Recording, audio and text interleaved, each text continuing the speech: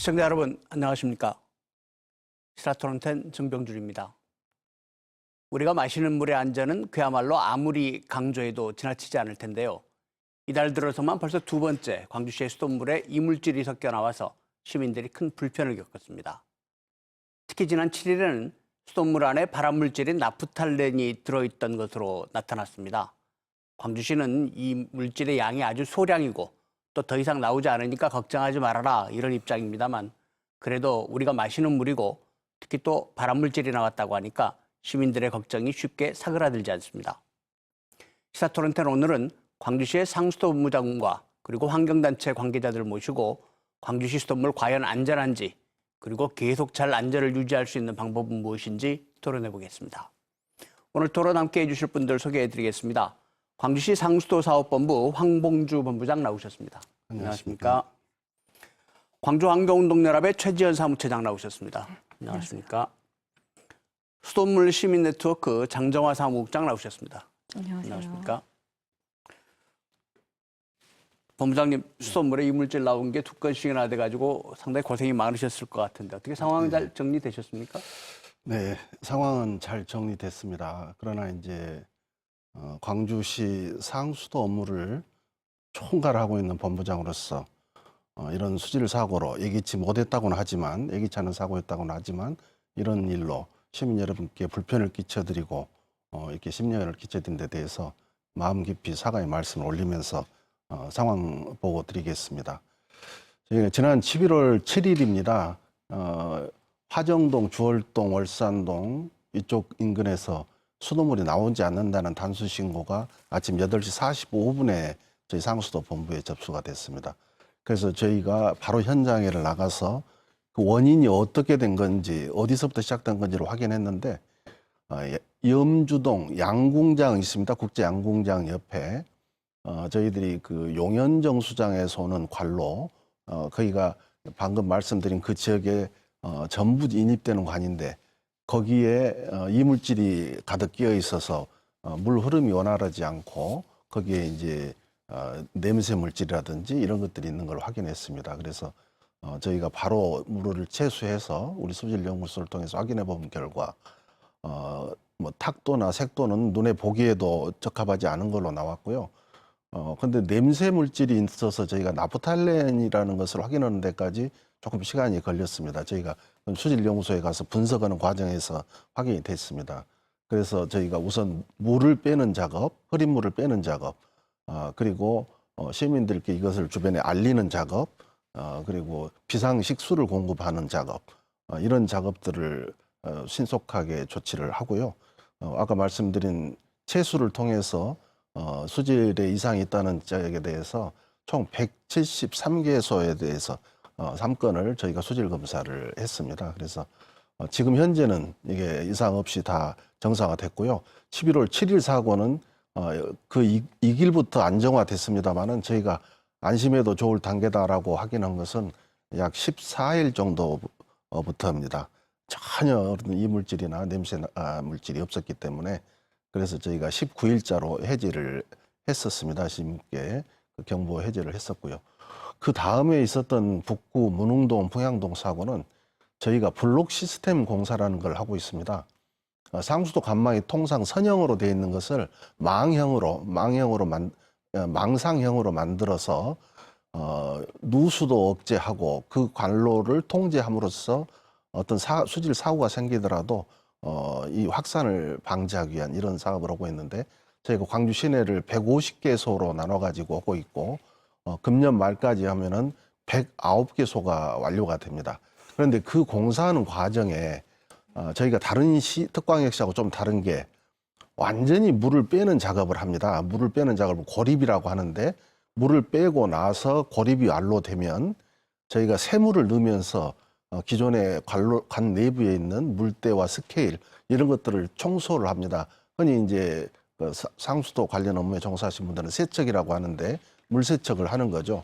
그러면 거기서 이제 완전히 깨끗해진 뒤에 이게 물이 공급이 돼야 되는데, 일을 하다 보면 이제 단수 시간이 길어지기 때문에 주민 불편이 있거나 할 때 제가 어느 정도 안정화됐다 할 때 물을 공급하는데 이물질이 좀 섞여 있었던 거죠. 그래서 그 사고에 대해서는 바로 당일날 모든 조치가 다 이루어졌습니다. 저희가 아파트에 혹시 그 이물질이 들어간 데는 저수조 청소도 해드리고 세무를 받을 수 있도록 해드렸을 뿐 아니라 비상급수를 저희가 준비를 하고 있습니다.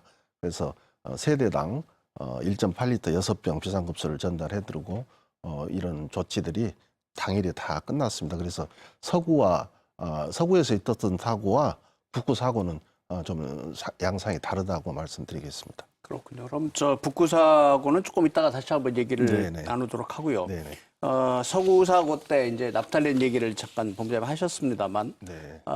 19일 날, 그러니까 19일 날 광주시는 이제 모든 상황이 끝났다 걱정하지 말아라 이런 그 발표를 하셨거든요. 네네. 그리고 이틀 뒤에 광주 지역에 있는 이제 일간지에서 발암물질인 납탈렌이 있었다. 그걸 광주시가 발표하지 않았다. 이렇게 보도를 했어요. 그래서 네.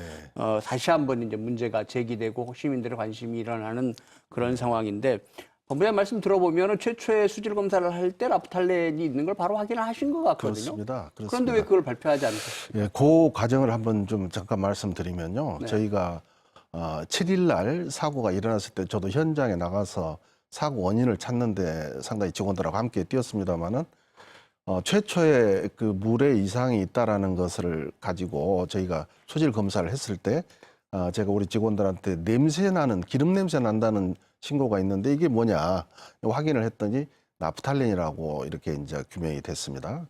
저희는 광주시는 총 22개 항목의 수질 검사를 하기 때문에 그 안에 나프탈렌을 포함해서 저희가 검사를 하고 있었고요. 근데 이걸 왜 이제 말씀드리지 않았냐 이렇게 얘기하시는데 저희가 사고가 난 바로 당일 일부 언론사에 이게 자료도 뿌리고 전체 언론사를 대상으로 보도 자료를 냈습니다. 시민들이 알아야 되기 때문에 흐린 물이 나오고 기름 성분이나 이런 이물질이 있는데 물은 절대 끓여 드셔야 됩니다. 세탁수나 이런 잡용수로만 쓰십시오라고 이렇게 안내를 드렸고 상황을 저희가 현장에서 처리하고 어느 정도 안정화된 11월 11일입니다. 그로부터 4일 뒤죠. 제가 우리 시 그 출입 기자분들한테 간담회를 자청했습니다. 그리고 그 자리에서 이 사고 원인과 경위, 우리가 조치했던 상황들을 전부 설명드리고, 그 중에 한 그 기자분이 저한테 이런 질문을 하셨어요. 원인 물질들이 다 분석이 됐느냐. 그래서 분석이 됐다라는 말씀을 드렸고, 그 기자분께서 그러면, 냄새 나는 이게 뭐냐. 그래서 그건 나프탈렌 성분으로 추정된다. 이제 물론 제가 기술적인 부분을 잘 모르기 때문에 우리 그 수질연구소 결과를 믿고 나프탈렌이라는 말씀을 그때 드렸습니다. 그러니까 이걸 저희가 고의적으로 감췄거나 이런 건 전혀 아니고요. 적극적으로 알리지 않았다는 부분은 아까 말씀드린 저희가 검출한 나프탈렌 성분이 리터당 3 내지 4 마이크로그램입니다. 3 내지 4. 그런데 이 양은 일반 공기 중에도 약간의 기름 성분이 유출된다고 하면 나올 수 있는 정도 양이고요. 저희가 물을 끓이면 저희가 또 그것까지 실험을 시켰습니다. 우리 수질연구소에. 이걸 끓였을 때 이게 바로 기화되는지 확인을 시켰는데 우리 직원들이 끓여서 확인을 해보니 바로 이게 기화되더라. 이래서 저희가 안내를 그렇게 했던 것이고요. 이걸 굳이 감출 이유는 없죠. 그런데 시민들께서 이제 여기에서 좀 이해해 주셔야 될 부분이 이 발암 물질이다라는 것은 세계보건기구 산하의 국제암연구소가 있습니다. 그 암연구소에서 발암 물질, 발암 추정 물질, 발암 가능 물질 이렇게 3단계로 발암과 관련된 물질을 구분하고 있는데 나프탈렌은 3단계에 해당되는 발암 가능 물질입니다. 그런데 통상 우리가 아는 이 3군에 속해 있는 물질들은요, 저희가 뭐 하루에 몇 잔씩 먹는 커피, 우리 식사에 없어서는 안 되는 김치, 이런 것들도 다 3군에 속해 있습니다. 그래서 이게 위험하다고 판단했으면 저희가 적극적으로 알리는 게 맞고요. 다만 양도 적을 뿐 아니라 발암 가능 물질이라고 규정한 그 3군 자체가 저희가 보기에 위험한 물질이 아니다. 그리고 더군다나 극히 미량이다. 아까 말씀드린 중에 제가 그 발암 나프탈렌에 대해서는 우리나라 먹는 물 기준에 이게 검사하도록 돼 있지 않습니다. 그런데 어떤 가이드라인도 없는데 미국의 일부 주가 이 가이드라인을 가지고 있습니다. 캘리포니아 같은 데가 127 170입니다. 그리고 미시간 같은 데는 300, 400 이렇게 기준이 돼 있는데 저희한테서 검출된 것은 3 내지 4거든요. 그래서 굉장히 극히 적은 미량이다. 양이었다. 네, 그래서 그렇군요. 이게 발암 가능 물질이라고 시민들에게 알리는 게 오히려 불안감을 더 확대시키고 사고를 이게 좀 조기에 진정시킬 수 있는 것을 너무 지나치게 시민들에게 우려를 끼쳐드리는 게 아닌가 이런 판단을 했고요. 저희 내부 논의를 통해서 그렇게 했습니다. 주차님, 지금 광주시에서는 이게 그렇게 뭐 심각한 발암 물질도 아니고 양도 그렇게 많지 않아서 시민들에게 알리지 않았다 이런 얘기신데 어떻게 생각하세요? 네, 본부장님 말씀처럼 그러니까 극히 위험하지 않은 물질이기 때문에 오히려 이제 이런 물질이 이렇게 검출되었다라고 하는 것으로 인한 이제 시민들의 불안과 또 이제 걱정이 더 키워질 수 있는 우려도 있다라고 이제 말씀을 하셨는데요. 그 다음에 이제 나프탈렌이 이제 화학계 물질이고 말씀하신 것처럼 이렇게 그 고체에서 이런 공기 중에서는 기화가 되기 때문에 끓였을 때는 또 이게 쉽게 해소가 되는 이제 그런 물질입니다. 그리고 발암 이제 의심 물질이기 때문에 그렇게 이제 시민들이 미량인 더더군다나 미량 걱정을 안 하셔도 되는데 여기서 좀 한번 지목을 해야 될 부분은 뭐냐면 일단 모든 정보가 다 이렇게 공개가 되고 또 이제 이렇게 알려졌을 때 이제 가장 신뢰가 가질 수 있습니다. 이제 아까 우려하셨던 부분 때문에 그런 판단을 하셨다라는 것도 분명히 이해는 됩니다. 이제 다만 이렇게 이제 임의적으로 혹시 이제 또 다른 어떤 유해 물질이 검출된 경우가 있다라거나 또 어떤 상황이 발생했을 때 이것을 관계자들의 어떤 임의적인 판단으로 그때마다 이렇게 판단을 해서 이걸 공개할 건가 말 건가 이런 식의 판단으로서 이루어지는 것에 대한 또 신뢰에 대한 그 또 저하 문제가 있는 것 같습니다. 그래서 결국은 이게 이제 매뉴얼이고 시세 문제인데요. 그래서 이 정도의 어떤 그 물질 또 내용이다라고 하는 그래서 이런 것은 시민들에게 알리자. 또 알렸을 때 그냥 막연히 알려서 알아서 하십시오가 아니라 이런 부분에 대한 그러니까 이 정도의 위험성 아니면 또 이 정도의 이렇게 대응을 해서 시민들의 걱정은 또 이렇게 해소될 수 있습니다. 이런 이것을 결정을 하고 또 시민들의 대처에 되는 이제 이런 것을 미리 어떤 매뉴얼을 만들어서 그런 결정하는 또 시스템까지 있어야 되지 않을까. 네. 그래야지만이 시민들의 신뢰가 회복이 될 수 있을 거라는. 광주시가 물을 끓여 드시라고 이렇게 시민들한테 알려주시면서 이게 발암 가능 물질이라는 설명을 했더라면 시민들이 좀 더 철저하게 그 광주시의 공고를 지키지 않았을까 그런 생각도 좀 드는데요. 네네. 차국장님, 전국적인 이제 수돗물 문제를 고민하고 계신 수돗물 시민 네트워크니까 이렇게 그 나프탈렌 같은 발암 물질, 용어를 정확하게 써야겠군요. 발암 가능 물질 이런 것들이 포함된 수돗물이 나온 게 다른 지역에도 있었습니까? 이제 늘 좀 그 문제가 되는 거는 그 오래된 이제 노후 상수도 관로에서 재질이 이제 그 재질이 뭐 이렇게 발암 물질이 섞여 있는 부분이 있으면 이번에도 이제 나프탈렌이 그 상수도 관로에 그 에나멜 도복장 강간의 그 재질 부분이 일부 이제 그 함유가 되어 있었으니까 그런 것처럼 조금 작년에 제가 인터넷 검색을 했더니 작년에 좀 부산이나 울산에서 극히 이제 그 이제 짧은 구간의 그 노후 상수도 관로에서 혹시 안전성 문제가 조금 불거지기는 했더라고요. 근데 그게 다 이제 KS 인정을 받아서 그 안전성에는 문제가 없다라고 이제 그 보도 기사에는 나왔더라고요. 근데 이제 최근에 이제 가장 저희들이 좀 전국적으로 수돗물 사고가 이슈가 된 부분은 인천이었는데요. 인천에서도 이제 그 수계 전환으로 인해 가지고 상수도 관로에 이제 그 쌓여있던 침전물이 이제 그 탈리가 되어가지고 이제 그 수용가까지 이제 휩쓸리면서 그 안에 성분이 이제 노후된 상수도 관로에 좀 있던 망간이나 알루미늄 이런 부분들이 이제 그 좀 검출되었는데 거기에서 이제 인체 유해성 여부는 없다는 걸로 결과가 이제 극히 미량이고 기준 안에 있어서 이제 인체에 무해하다라고는 이제 결과는 났던 걸로 알고 있습니다. 네네. 결국은 그럼 오래전 언제적에 설치했던 수도관에서 이런 문제가 지금 생기고 있는 거죠? 그 안에 포장재가 저장재가 문제가 됐다고 하는데. 장 사무처장께서 말씀하신 것처럼 예. 좀 이렇게 35년쯤 전입니다. 35년쯤 전에. 예, 에나멜 도복장 강관 내부에 코팅을 해서 이게 부식을 방지하기 위해서 발라진 코팅제입니다.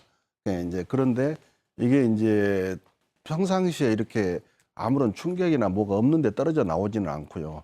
저희가 이번 사고 원인을 규명을 해보니 다른 공사 현장의 어떤 진동 이걸로 인해서 갑작스럽게 떨어져 나온 걸로 이렇게 확인을 하고 있습니다. 그래서 이제 중요한 것은 제가 이번에 저희들이 많이 학습을 하고 느낀 거는 수돗물이 이렇게 중요하기 때문에 시민들과 소통, 상시적인 소통을 통해서 신뢰관계를 형성하는 게 가장 중요하다 이런 걸 많이 느꼈습니다. 물론 저희들의 그 어떤 위기관리 수질 대응 매뉴얼에 보면 지금 이 정도 그 저희가 판단하는 상황에 대해서 조치 방안들이 마련이 돼 있습니다. 그런데 이제 거기에 준해서 저희가 판단을 했던 것인데 아마 최근에 시민들의 관심도나 이런 걸 보면 다소 미흡하지 않았냐는 생각을 했고요. 이걸 감추고자 하는 의도는 전혀 없었고요. 그래서 기자분들하고 제가 간담회 자리에서 나프탈린 성분으로 확인된다라고 말씀도 드렸었고요. 바로 그것도 제가 자청해서 한 간담회입니다. 거기서 뭘 감추려는 것은 전혀 뭐 가능하지 않죠. 감춘다는 것은. 그러니까 이제 정말 중요한 것은 시민들에게 충분한 정보를 공개하고 네. 또 시민들의 이해를 구하고 이런 걸 텐데 다른 얘기 좀 해보죠. 지난 19일 날 모든 지역의 수질 검사가 적합하다 이렇게 발표를 하셨는데 네. 이건 어떻게 전수조사를 하신 겁니까? 저희들에게 신고 들어온 전수조사입니다. 그게 아까 말씀드린 173건 했고요. 신고 들어온 문제가 수질이 좀 있었다거나 문제가 뭐. 있다, 예. 냄새가 난다, 네. 이물질이 섞여 나온다, 네. 이렇게 신고 들어오신 분들을 네. 대해서 저희가 지금 사고 났던 관로가 아까 염주 양궁장 입구라고 말씀드렸는데 그 주변에 3개 블럭이 해당이 됩니다. 저희가 아까 말씀드린 블록 시스템 3개 블록이 해당이 되기 때문에 관의 높낮이나 이런 걸 따라서 관 말부, 관 저부 이런 데 그런 이물질들이 좀 쌓여 있습니다. 그래서 그런 곳을 중심으로 대부분 그 약간이라도 문제 제기를 한 데는 전부 검사를 했고 문제가 있다고 판단되면 재검사를 통해서 적합하다고 나올 때까지 저희가 했습니다. 그래서 전혀 지금 현재는 신고가 들어오는 건이 없는 상황입니다. 조차해 보시기엔 어떠세요? 이 수질 검사를 적합 판정했다는 거 이거 신뢰할 수 있다고 생각하십니까? 네, 이제 뭐 그 수질 검사 결과를 공표를 하시고 이제 이런 내용들을 시민들에게 알림을 통해서 이제 신뢰를 찾아가야 될 거라고 생각을 하는데요. 일단 이제 이런 사고가 실은 사전에 나지 않도록 대비하는 것, 그리고 사고가 난 이후에 이제 이런 문제가 확산되지 않도록, 그 다음에 또 시민들의 불편이나 아니면은 이런 건강상의 문제가 이어지지 않도록 빨리 수습하는 게 이제 중요한 문제인데, 이번에 그 하수 관로 공사를 하면서 이렇게 굴착을 하고 또 심을 박으면서 그 진동으로 인해서 인근에 지금 노후 상수 관로가 영향을 받아서 지금 이렇게 오래된 노후관이 그 코팅막이 이렇게 지금 탈리되는 그 사고였잖아요. 그런데 그렇다면 이런 유사한 공사가 지금 광주에서 많이 있습니다. 뭐 아파트 공사만 하더라도 요즘엔 다 지하 공사를 할 수밖에 없기 때문에 그래서 이제 이런 이후에 이제 사고가 발생하지 않도록 이런 원인을 본다면 어떻게 대응할 것인지, 그리고 또 지금 아까 그 거름망이 지금 막혀가지고 그 코팅됐던 그 이물질들이 거름망을 막아가지고 처음에 이게 확인이 된 게 그 막다 보니까 단수가 발생을 해서 그래서 원인을 찾은 거였잖아요. 네. 그렇다면 지금 실은 여기 광주 수상수도 관로 안에 지금 이제 이런 이물질이 그 가정에 또 이제 각이 이렇게 수돗물을 이용해야 되는 그거까지 도달하지 않도록 지금 이렇게 이제 거름망들이 있는데, 그렇다면 지금 혹시나 막 이번엔 한꺼번에 이제 이렇게 탈리가 돼서 딱 막혀가지고 확인되는 경우인 것 같습니다. 그렇다면 그 간에 이렇게 청소를 혹시 어느 정도의 텀을 두고 하시는지, 왜냐하면 지금도 이미 일부는 좀 이렇게 막혀 있을 공간도 있을 거다라는 의심도 들거든요. 그렇다면 이건 평소에 이런 수도관에 대한 세척이라거나 또 관리라거나 그럼 이건 어느 정도로 이루어지고 있는지를 궁금하지 않을 수 없거든요. 네네.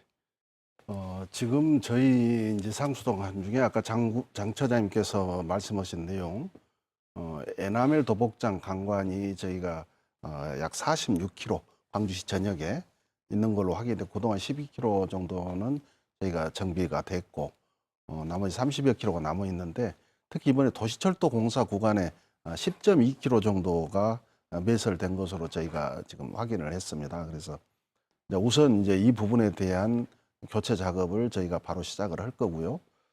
이제 또 중요한 것은 아까 말씀하신 수질 검사, 그동안에 이제 저희가 거름망이 저희가 광주 시내에 42개가 설치가 돼 있습니다. 근데 저희가 블록 시스템을 구축하면서 이제 그런 것들을 만들어 가고 있는데 저희가 주기적으로 그 용역사와 또 저희 직원들이 함께 2주에서 한 달 이내에 한 번씩 점검을 하고 있는데 아직까지 그렇게 이제 이물질이 많이 쌓여 있거나 이런 경우는 이번이 처음입니다. 그래서 이게 어떤 원인인지를 저희가 역으로 추적할 수가 있었고 사고 원인까지 규명할 수가 있었습니다.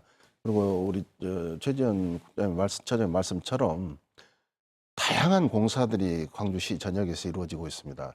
특히 이제 지하 매설물, 우리가 소위 지하 SOC라고 하는 것들은 하수관거, 상수도 관로, 도시가스, 전력구, 통신구 이런 것들이 전부 지하에 묻혀 있어서 최근에는 이런 공사들이 인근에서 이루어질 때는 관련 기관 간에 협업을 해서 충분히 논의를 하고 있습니다. 그럼에도 이제 공사 현장에서의 부주의나 이런 것들이 좀 원인이 됐겠죠.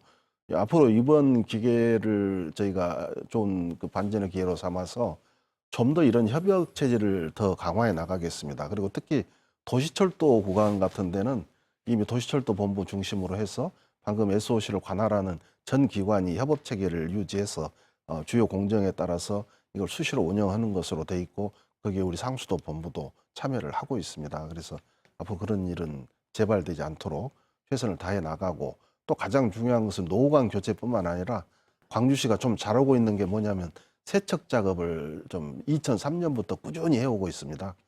저희가 이런 오염 물질이 있을 수 있도록 있을 수 있겠다라고 의심되는 곳을 4,300곳을 저희가 이미 선정을 해가지고 그 중에 한 2,900곳을 저희가 세척 청소구를 만들고 그 세척 작업을 하고 있습니다. 그래서 제가 본부장님께 드리고 싶은 질문이 있었는데 네. 먼저 설명을 하시니까 그만큼 네. 광주시상수본부가 준비를 잘하고 계신 건 한데 사실 지하철 공사 말이죠. 도시철도 공사.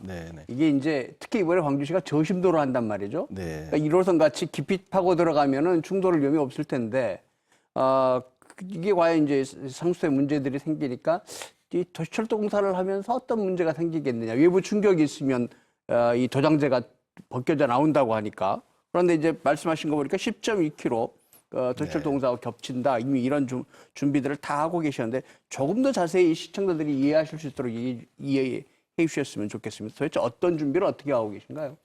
네, 이제 저희가 도시철도 공사 구간 중에 지금 가장 먼저 교통량이 심한 백운광장에서 남광주역 사이가 지금 공사가 진행되고 있습니다. 그래서 저희가 어떤 협의를 해왔냐면 상수도 관과 또는 하수도 관 그리고 특히 이 도시철도가 지나가는 선로 여기에 중첩되는 공사 구간이 있습니다. 이제 이 부분에 대해서는 이설 계획을 마련을 했고요. 또는 상수를 아예 옮깁니까? 관을 옮기는 관으로 거죠. 옮깁니까? 예. 그러면서 세관으로 바꿉니까? 옮기는 것은 세관으로 바꿔야죠. 세관으로 바꾸겠죠. 예, 당연히 예. 세관으로 바꿔야 됐고요. 이제 중요한 관로는 저희가 복선화를 할 계획입니다.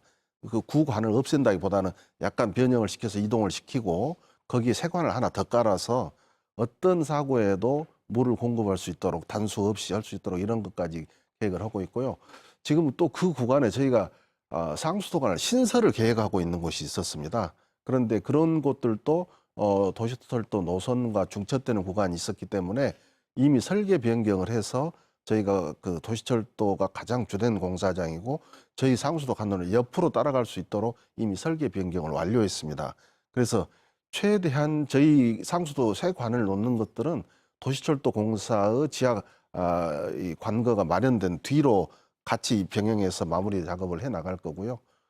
아까 말씀하신 공사장의 어떤 울림이나 진동에 의해서 내부 피복재가 이렇게 좀 이탈되는 것을 막기 위해서 아까 말씀드린 협업 체계를 좀 더 강화해 나간다는 말씀을 올리고 저희 상수도 본부도 과장급, 계장급 두 사람을 그 회의에 지금 참석을 시키면서 함께 문제를 공유하고 있습니다.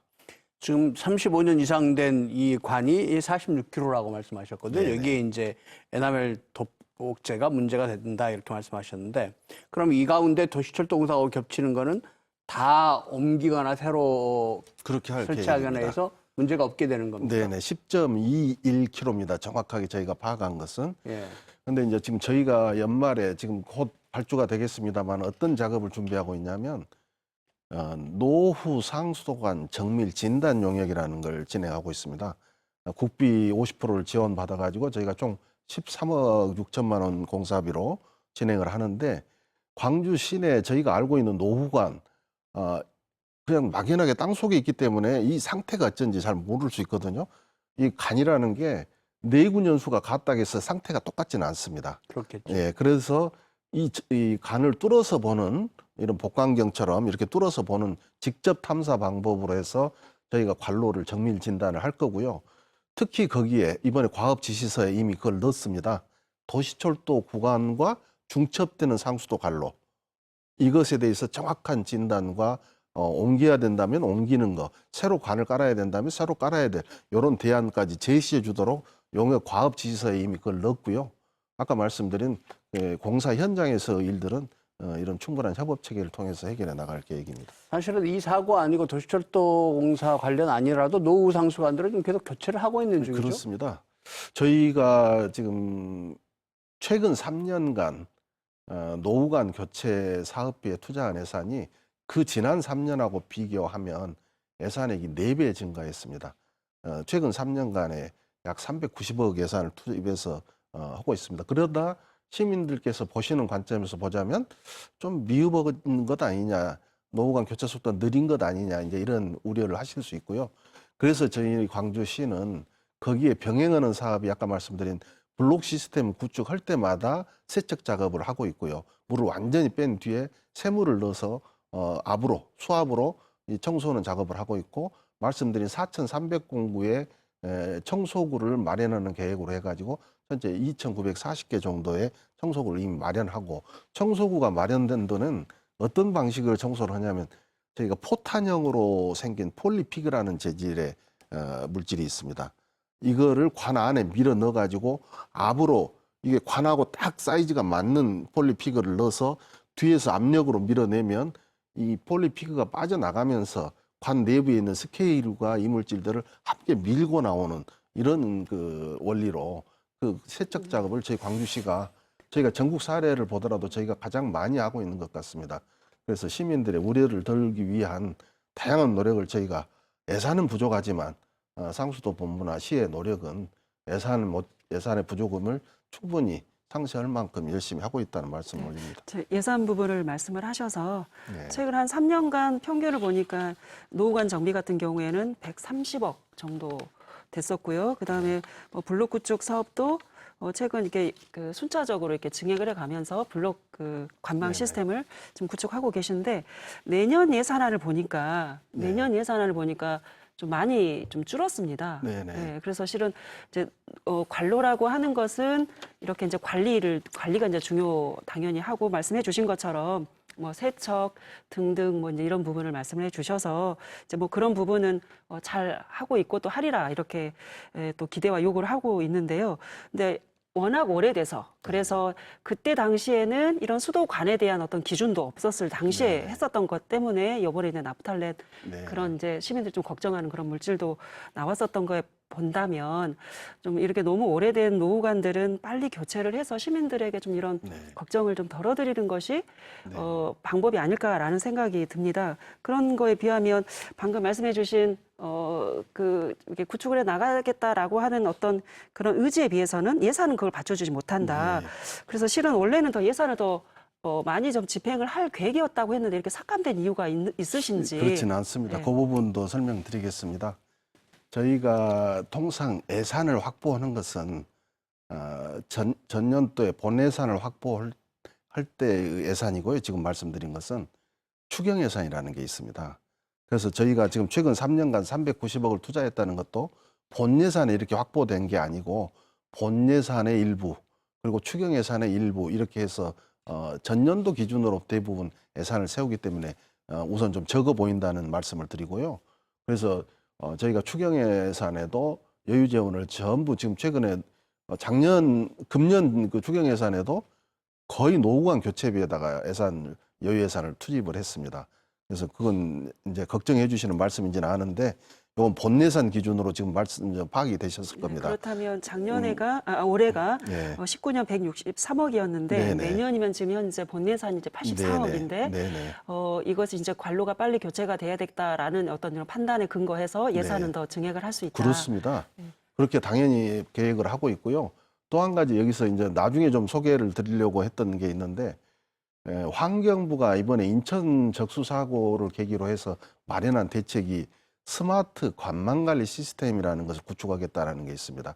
저희가 그 예산으로 내년에 350억이 투입이 됩니다. 국비 50% 지원을 받아서.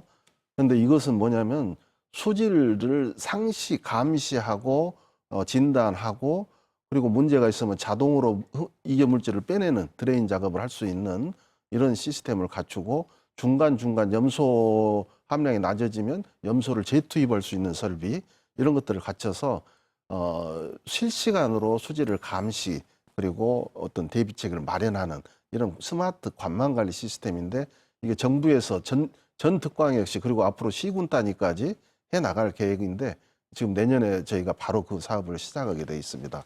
그래서 노후관에 대한 이 노후 수도관 교체 사업은 사실은 뭐 광주시만 하고 있는 건 아닐 거고 전국적으로 진행되고 있을 텐데 네. 다른 지역 사업 중에도 광주가 좀 들을 만한 벤치마킹할 만한 그런 사례들이 있을까요? 지금 이제 제가 속해 있는 서울시 이제 그 서울시에서는 꾸준히 해가지고 이제 이 노후관로 교체를 2020년까지는 이제 마무리하려고 하고 있고 지금 시점에서 98%까지 완료됐다라고 이제 서울시 자료에서 봤습니다. 근데 이제 광주도 지금 그러면은 완료되는 시기는 이제 언제쯤으로 아마 계획하고 서울이 아마 재정력이 좀 나아서 그렇죠. 다른 데보다 훨씬 빠릅니다. 우리 광주가 상수도를 망을 구축하기 이전에 이미 서울은 구축하고 망을 블록 시스템을 만들고 이제 저희보다는 상수도 행정에서는 훨씬 앞서 네. 있는 시인데요. 지금 그 노후관이라는 것은 판단이 좀 다릅니다. 경련관이 있고 저희가 관망 상태를 감시해서 네. 실제 이게 문제가 있는 관인지 판단하는 그런데 저희는 이제 노후관을 665km로 판단을 했었고요. 그중에 420km를 교체를 했습니다. 그러면 남아있는 게 이제 245km 정도가 남아있는데 그게 이제 전체 우리 광주시 상수도 관망이 3,933km거든요. 전체 관로에 비하면 약 6.5% 정도 됩니다. 네. 남아있는 노후관이 전체 네. 관로에. 네. 그러니까 경련관과 우리가 교체해야 될 노후관이 좀 다른 거죠, 네, 사실은. 네, 네. 근데 대부분 이제 시민사회단체나 시민들이 생각할 때는 경련관은 다 바꿔야 되는 것 아니냐 이렇게 했는데 저희는 상수도 내군 연수를 가장 긴 게 30년 정도로 보지 않습니까? 그런데 우리 이제 장 처장님 아시다시피 일본이나 미국 같은 데는 70년, 100년도 네, 봅니다. 그렇죠. 똑같은 관어 재질을 네. 가지고. 네. 그건 그동안에 관 관리를 잘했기 때문에 네. 그런 것이죠. 그래서 저희가 거기에 벤치마킹해서 세척과 이런 청소부 마련, 블록 시스템 할 때 청소하는 작업, 저희가 적은 예산으로 광주가 할 수 있는 것들을 선제적으로 타 특광시보다 먼저 하고 있는 것이죠. 이런 것들을. 네. 그래서 관의 수명을 연장시키는 겁니다. 네, 네, 네. 그래서 노후관은 저희가 진단을 이렇게 해가고 있는데 작년 말에 해가지고 저희가 지금 노후관 진단이 또 됐습니다. 그러면 이제 노후관 진단이 또 늘어날 겁니다. 왜냐하면 시간이 지나면 노후관은 또 늘어나게 돼 있거든요. 네. 그래서 거기에 대해서 반드시 교체해야 될 관, 세척을 통해서 유지 관리해야 될 관, 이런 것들로 저희가 구분해서 할 텐데 지금 아까 말씀드린 금년 저희가 12월에 하겠다는 노후 상수도관 정밀 진단 용역에서 그런 것들을 판단할 겁니다. 네, 네, 그래서 네. 먼저 우선적으로 교체해 나가야 될 거, 그리고 교체는 아직 필요치 않기 때문에 청소를 해야 될 거, 블록 시스템을 구축하면서 교체해야 될 관, 이런 것들을 우선순위를 해서 네. 시민들의 안전에 가장 도움되는 방향으로 노후 간 교체 사업을 진행할 계획입니다. 그 지금 본부장님 말씀처럼 네. 다른 지자체는 세척을 사실 이게 수도법상 의무는 아니었기 그렇습니다. 때문에 네. 사실 다른 지자체는 이번에 문제가 된 지자체도 네, 세척을 안 한 관로가 많았어요. 네, 네. 근데 지금 광주는 뭐 세척을 하셨다라고 이야기를 해서 저도 오늘 처음 그거는 이제 네, 들어서 광주는 조금 이제 선도적으로 하신 것 같고요. 그리고 말씀하신 것처럼 이제 그 뭐 내구 연안의 문제가 아니라 그 이제 유속 흐름이나 그리고 그 주변의 여건에 맞춰가지고 네. 이 노후되는 정도가 다 다를 거지 않습니까? 네네. 그래서 지금 노후 진단 진단을 하시고 우선적으로 운영 관리를 체계적으로 하시겠다라는 말씀은 충분히 저도 네, 네. 예, 공감합니다. 그래서 여기에서도 파악되는 이번에 이제 이렇게 에나멜 도복장 강간처럼 좀 이제 되게 이제 그 인증이 되기 전에 예, 됐던 관들을 좀 빨리 파악해가지고 네네. 그리고 그 불량관을 좀 더 중점적으로 파악을 하는 것이 필요하다고 생각을 하고요. 네, 네. 그리고 또 두 번째는 그 말씀하신 것처럼 미국도 100년 이상을 가고 로마도 뭐 그 2000년 이상을 또 이렇게 갈로가 이제 네, 네.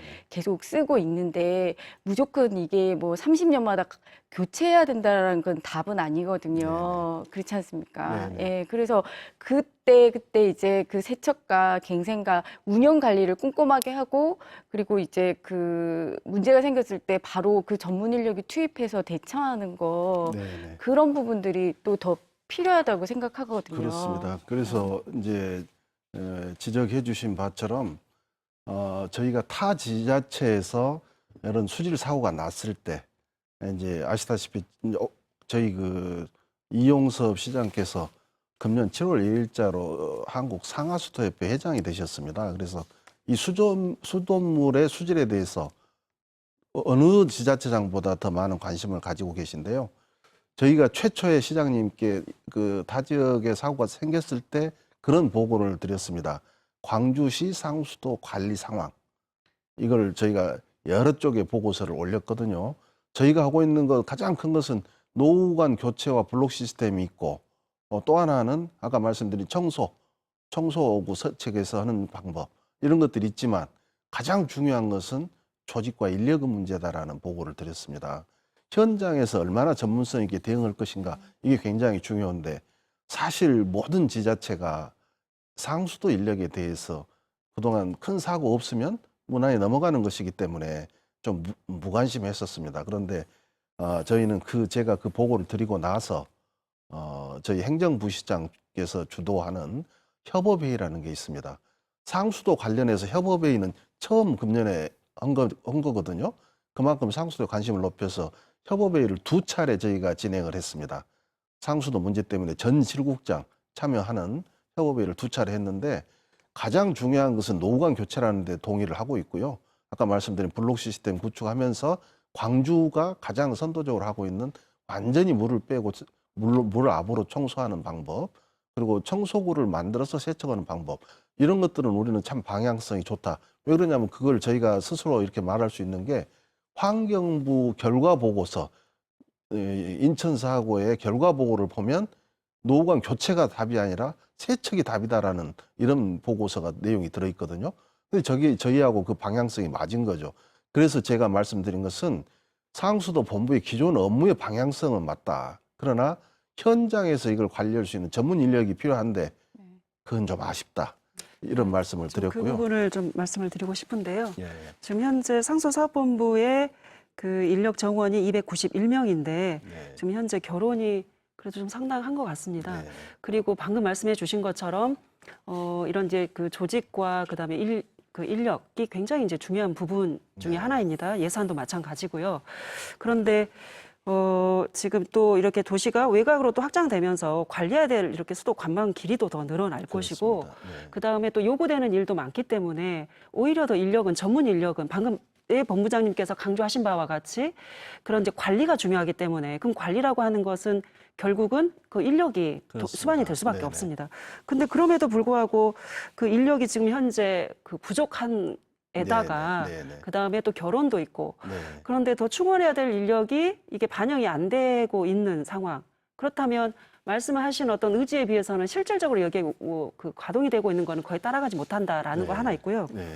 그다음에 이제 이건 좀 안전 문제하고는 약간의 좀 벗어난 것이긴 하지만 지금 검침원 네, 네, 내 네. 그 허위 검침으로 인해서 주민들이 요금 네. 폭탄을 맞았던 네. 그런 사례들도 있었습니다. 네, 네. 그다음에 그 이후로 봤었을 때는 그 검침원이 할당해야 될 그 대상수가 워낙 많아서 네. 그래서 업무의 과부하 그러다 보니까 이런 허위 검침으로까지 이어지는 이런 문제가 있었기 때문에 그래서 이런 이제 이건 어찌 보면은 수도의 시민에 대한 이제 서비스 네. 또 뭐 당연히 해야 될 이런 네. 공적인 서비스 부분에 있어서의 굉장한 이런 이것도 이제 서비스 부분에서 누수 문제 아닌가. 네, 네. 그리고 또 하나가 제가 이제 좀 시간이 얼마 남지 않은 것 같아서 지금 이거 수도 그 부분에서 지금 많은 낭비되고 있는 부분이 그 누수입니다. 네, 네, 네. 이제 과거에 우리 수돗물을 낭비 많이 한다 했는데 그 획기적으로 줄여진 이유가 시민들이 뭐 줄여서 이것의 어떤 효과보다는 누수를 잡아가지고 그래서 그간에 굉장히 많은 물이 낭비가 된 요인이 물이 새고 있었다라는 거죠. 그거는 결국 우리 시민들의 세금이 낭비되고 있는 건데 네. 이제 이런 그러니까 누수의 이제 반대로 보면 유수율인데 유수율이 우리 7대 특광역시에서 좀 하이더라고요. 네, 네. 그래서 이제 이런 부분들, 그러니까 뭐 안전이나 또 아니면은 이것도 굉장히 이제 중요한 부분인데 네. 이제 수도 부분에 있어서 광주가 좀 미흡한 부분은 이건 어떻게 개선하실 것인지. 예, 예. 지금 답변 드려도 되겠습니까? 이거 다 답변하시려면 너무 시간이 많이 들 것 같아요. 짧게 한번 예. 하겠습니다. 제가 아까 말씀드린 노후관 교체나 그 청소부 문제 외에 조직과 인력을 좀 검토해 주십시오 하고 말씀드렸다 했잖아요.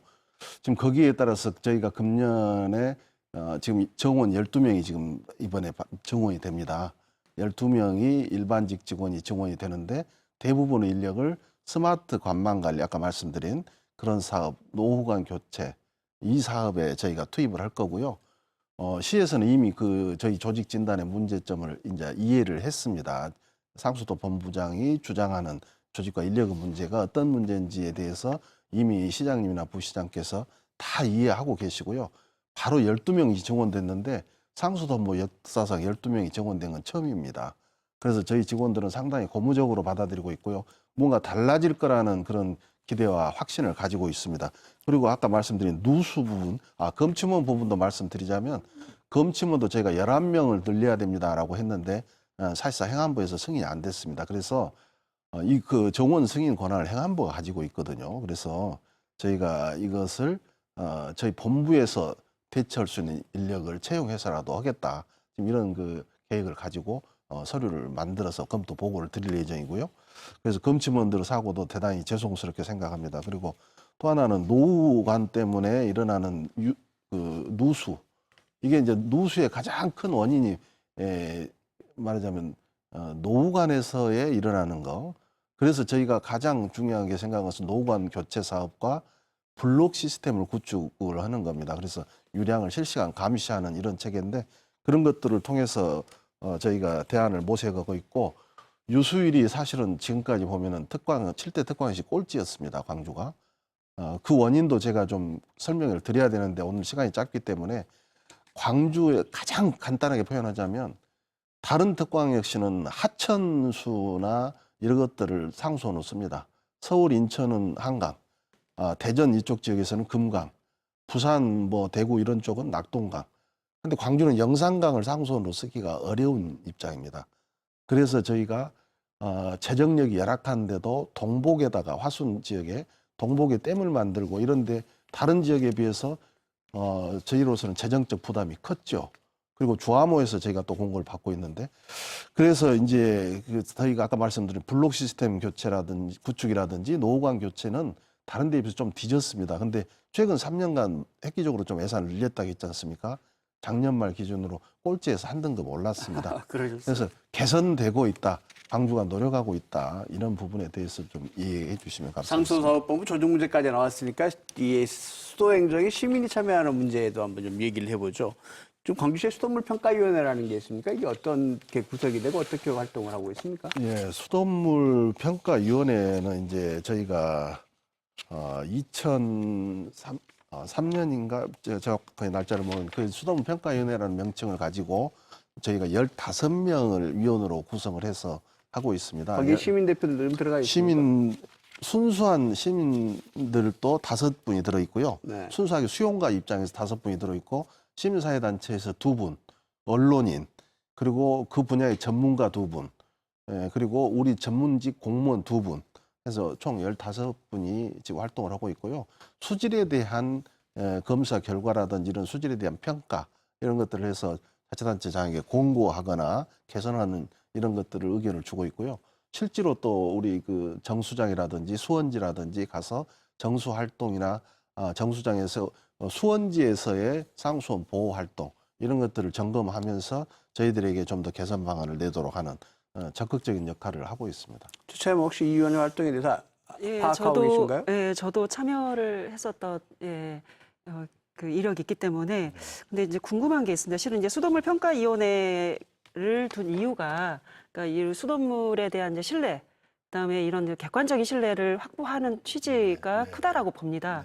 그렇다면 이번에 수돗물 사고가 났었을 때 어쨌든 외부 위원, 그러니까 그 이런 시민단체, 언론인까지 포함이 되어 있는 으로 구성된 위원회이기 때문에 그래서 이 수돗물 사고가 발생했을 때 이 위원회가 소집이 돼서 이제 이런 문제가 확인되고 했는지, 그러니까 실은 이런 위원회가 제 기능을 하기 위해서는 상수사업본부가 알려주는 정보를 그대로만 받고 또 이렇게 안내하는 것만 따라가는 게 아니라 이런 문제가 발생했었을 때에 또 이런 어떤 문제가 거기 위원회를 통해서 또 확인될 수 있고 그다음에 정작 이런 대응 매뉴얼에 있어서의 객관적인 그다음에 지속 가능한 어떤 대책들을 마련해 가능한 일환으로서 본다면 이제 이런 그 평가위원회에서의 또 이런 결정 사항도 중요하다고 보는데 이것마저도 혹시 그냥 일방적인 또 수동적인 그런 위원회를 구성하고 있는 것 운영하고 있는 건 아닌가? 저희가 저기 장국장 얘기 잠깐 들어보고 가죠. 장국장께서 저희가 알기에 서울시 수돗물 평가위원이신데 네네. 여기서는 지금 서울시에서 어떤 역할들을 어떻게 하고 계신가요? 예, 이거는 이제 본부장님 말씀한 것처럼 수도법에 나온 법정위원회이기 때문에 대동소이합니다. 내용은 말씀하신 것처럼 이제 치수원부터 정수장 그다음에 그 급수 가정의 그 수용가에 매월 한 번씩 이제 채수를 해서 이제 저희가 위원이 참관해서 수질 검사를 하고 그것을 이제 홈페이지나 이렇게 수돗물 품질 보고서에 이제 게재를 하고요. 그거는 이제 그런 의미인 거죠. 방금 이제 차장님 이야기하신 것처럼 수질 검사 결과를 시민들이 신뢰할 수 있도록 제3의 이제 시민단체나 언론이나 이런 분들이 이제 참관해서 수질 검사 결과를 공표하는 거랑 그 역할을 하고 있고요. 그리고 이제 수돗물과 관련된 뭐 현안에 대해서 보고를 받거나 하는데 사실 이게 심의 결정 기구는 없고 권한은 사실은 많이 없습니다. 실제적으로. 그리고 이제 특광 역시 이제 서울은 한 달에 한 번씩 회의를 합니다. 근데 뭐 다른 기초지자체 같은 경우에는 상반기 한 번, 하반기 한 번 이 정도로 그냥 횟수만 2번으로 뭐 그게 수도 현안에 대해서 정책 자문이 그때그때 일어날 수 있겠습니까? 그래서 사실 수평의 위상과 권한이 강화돼야 될 필요는 있습니다. 왜냐하면은 이제 그 이번에 그 인천도 그렇지만 수돗물 사고가 났을 때 이 수돗물을 공급받는 수요자, 소비자의 입장과 수돗물을 공급하는 공급자의 눈높이는 조금 다르거든요. 예. 그렇기 때문에 아무리 이제 공급자 입장에서 수질 기준 60까지 적합했습니다. 이렇게 말을 해도 당장 그 가정에서 이제 눈에 보이는 탁도가 초과되고 그리고 그것이 옅어진다 하더라도 그것에 대해서 인체 유해성 여부를 대해서 구체적이고 알기 쉽게 그래서 우리는 그러면 가정에서 물을 갖다가 그럼 계속 틀어놔야 되나요? 아니면은 뭐 행동 요령까지 이야기를 해줘야 되고 구체적으로 인체 유해성이 인체 유해하지 않다라는 것을 이제 시민의 눈높이에 맞춰가지고 설명을 해줘야 되거든요. 그렇기 때문에 특히나 이 위기 사고가 났을 때는 더 시민 대표들이 들어가가지고 같이 수질 검사를 하셔야 되고요. 예, 그래야 이제 그 주민들은 신뢰를 하거든요. 특히나 사고 때는 더 수도 행정에 대해 행정이 책임 있고 빨리 정보를 소통해야 되고 이런 위기 대응 능력을 통해 가지고 신뢰를 받을 수 있잖아요. 그런 의미에서 두 분 처장님 말씀에 적극 공감합니다. 그 지적을 당연히 저희가 감수해야 될 부분이고요. 수돗물 평가위원회가 실질적인 수질 개선이라든지 시민들에게 정보를 제공하거나 홍보하는 이런 역할들이 제대로 되고 있느냐 하는 부분 다소 미흡하다고 생각합니다. 근데 이번 저희가 수질 사고를 겪으면서 제가 모두에 말씀드렸다시피 가장 중요한 것은 시민과의 소통이고 신뢰를 얻는 것이다라는데 저희가 생각을 같이 했기 때문에 저희가 이제 수질 사고 대응 매뉴얼이라는 게 있습니다. 저희 자체로 만들어져 있는데 제가 이번에 그걸 다시 한번 검토를 해봤어요. 그랬더니 다소 좀 형식적인 부분이 많지 않냐. 그래서 제가 우리 내부에 그런 그 검토를 같이 하자고 했습니다. 좀 더 체계적이고 담당하는 개개인이 어떤 행동 계획을 가지고 할 것인지 요거까지 좀 명시하자. 지금은 수질 사고가 나면 단수 조치하고 주변에 알리고 뭐 비상급수하고 이런들은 매뉴얼이 있고 어떻게 알리고 알리는 것도 이제 저희가 문구를 만들어서 이렇게 가지고 있는데 제가 보기에 실제 사고가 났을 때는 굉장히 우왕좌왕할 수 있겠다. 그래서 부서별 역할, 개인별 역할을 체계적이고 구체적으로 만들자. 행동 계획을 만들자는 말씀을 드려서 그렇게 바꿔 나가겠습니다. 그리고 네, 시민들과- 새로운 매뉴얼까지 네. 만드신다고 하니까 이번 계기로 해서 정말 믿을 수 있는 그런 수돗물 행정 기대하겠습니다. 특히 그리고 오늘 토론회가 시민들에게 광주 수돗물 믿을 수 있다라는 신뢰를 주는 그런 기회가 됐으면 좋겠습니다. 오늘 토론 함께 해주셔서 감사합니다. 수고하셨습니다. 감사합니다. 광주시청이나 시민들이나 수돗물이 안전해야 된다는데 이견이 있을 수 없을 겁니다. 그렇다면 광주시와 시민들이 함께 힘을 더했으면 좋겠습니다. 정보도 나누고 대안도 함께 찾고 그렇게 했으면 좋겠습니다. 그런 가운데 광주시의 행정이 시민들의 신뢰가 더 높아질 수 있다는 얘기를 드리고 싶습니다. 시사토론 10 오늘 순서 여기서 마칩니다. 다음 주 시간에 다시 뵙겠습니다. 안녕히 계십시오.